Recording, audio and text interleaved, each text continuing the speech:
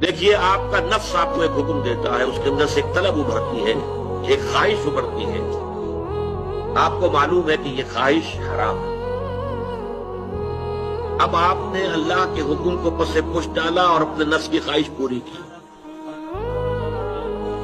ये मखलूक की इताअत हो गई अल्लाह की मासियत, ये शिर्क है। गौर कर लीजिए, एक हुक्म आपके नफ्स का है। बहुत खूबसूरत अंदाज में कहा है मौलाना रूम ने, नफ्से मां हम कम तरस फिरौन नीस्त, लेकिन ईराओन नीस्त। मेरा नफ्स जो है वो फिरौन से कम नहीं है।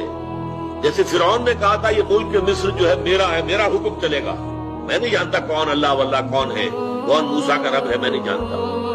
इसी तरह से मौलाना रूम फरमाते हैं कि मेरा नफ्स भी फिरौन से कम नहीं है। वो कहता है ये वजूद मेरा है, इसमें मेरी मर्जी चलेगी।